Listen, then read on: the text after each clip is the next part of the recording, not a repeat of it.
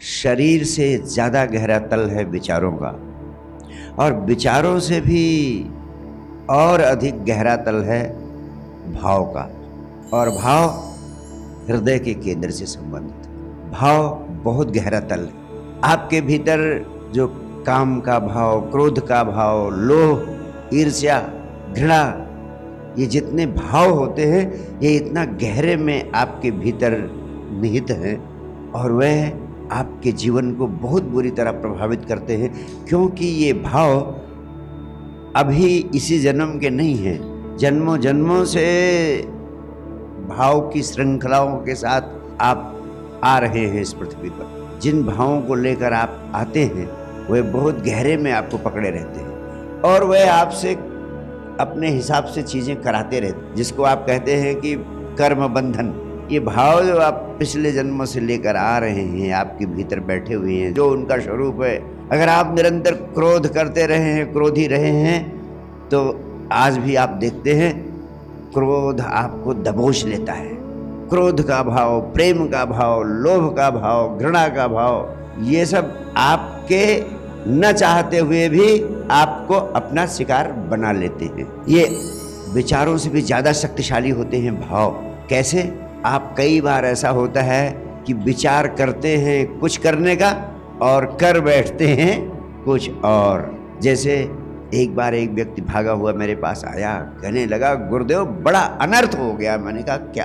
उन्होंने कहा, गुरुदेव जिंदगी में कभी मैंने कल्पना भी नहीं की थी, माँ को मैं माँ ही नहीं, देवी और लक्ष्मी और माँ भगवती की तरह मानता रहा हूँ, लेकिन पता नहीं क्या हुआ, मेरे मुंह से एक बहुत गलत बातें निकल गई माँ के लिए, और मेरा हाथ भी उठ गया और वो पीछे पड़ा था मेरे। बताइए गुरुदेव ऐसा हुआ कैसे? यानी बहुत बार ऐसा होता है, आप चाहते नहीं हैं करना, लेकिन कृत्य आपके भाव करा लेते हैं आपसे, परिस्थितियां आपसे करा लेती हैं। परिस्थितियां उस क्षण में जो भाव पैदा हो जाता है उसके कारण ये कृत्य हो जाते हैं। तो अगर हम अपने जीवन के भाव जगत से प्रभावित होते रहे तो हमारी जिंदगी बदल सकती है? कभी नहीं बदल सकती। अब प्रश्न उठता है कि भाव जगत से मुक्ति कैसे मिले?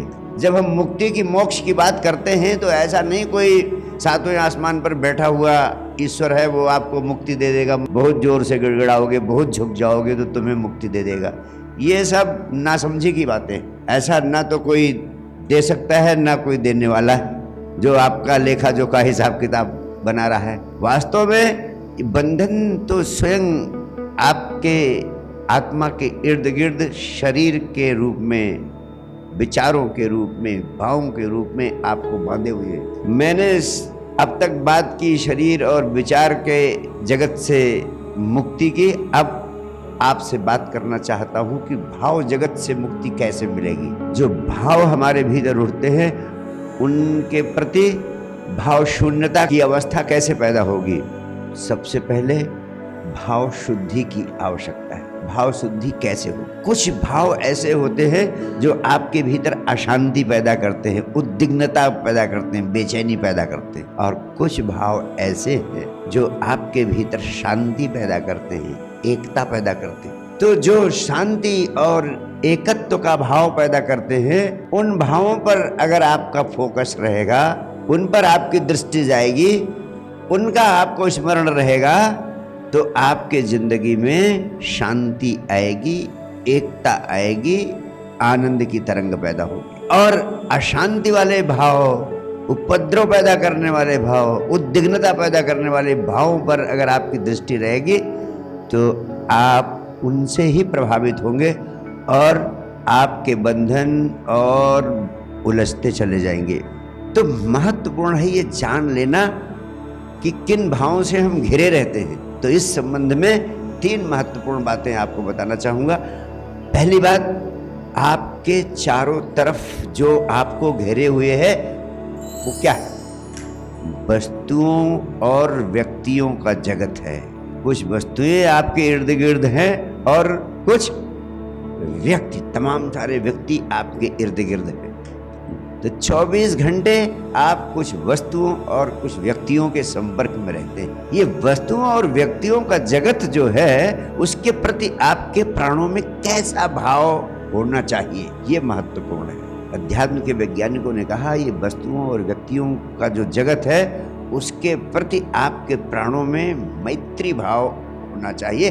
अगर मैत्री भाव आपके प्राणों में रहता है तो आपके जीवन में शांति होगी, आपके जीवन में आनंद होगा, आपके जीवन में उत्सव होगा और आप मुक्ति की ओर बढ़ेंगे, अन्यथा आप उलझाव में पड़ेंगे। दूसरी चीज जो आपको 24 घंटे घेरे रहती है वो कौन सी है? कर्म का जगत है। आप तरह तरह के कर्म करते हैं 24 घंटे। तो जो कर्म करते हैं आप, कर्म को करते समय आपके प्राणों में कैसा भाव है? कर्म करते समय आपका भाव कर्म करने पर है या आपका भाव कर्म के फल पर है? अगर कर्म के फल पर है तो चिंता लगी रहेगी, पता नहीं होगा कि नहीं होगा, ऐसा होगा कि वैसा होगा, तब उसका परिणाम होगा तनाव। और अगर कर्म करने पर ही आपकी ऊर्जा केंद्रित रहेगी, उसी को आप अपना फल समझेंगे, कर्म करना ही आपका दायित्व है, आपके हाथ में है, तो आपके जीवन में आनंद का भाव होगा। तो कर्म करते समय दो ही तरीके हैं, या तो आनंदित हो आप या तो दुख चिंता तनाव में हो आप। तो कर्म के प्रति, कर्म के जगत में सदैव आनंद का भाव होना चाहिए। और तीसरा कौन सी चीज है जो आपके, कौन सा भाव आपके जीवन में हमेशा प्रभावित करता है? सुख और दुख की संवेदनाएं। या तो आप किसी घटना हो जाती है तो सुख का भाव आता है, या तो कोई घटनाएं ऐसी होती है जिनके कारण आपके भीतर दुख का भाव आता है।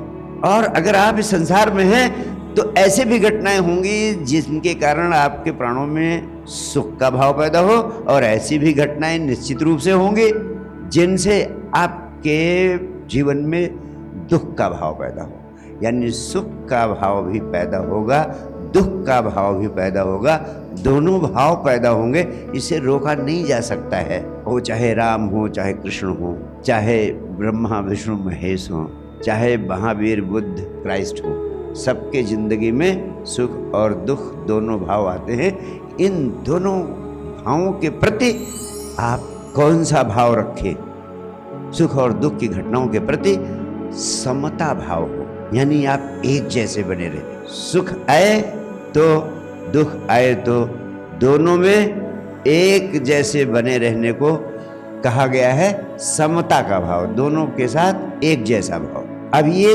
तीनों भाव आपको साधने हैं।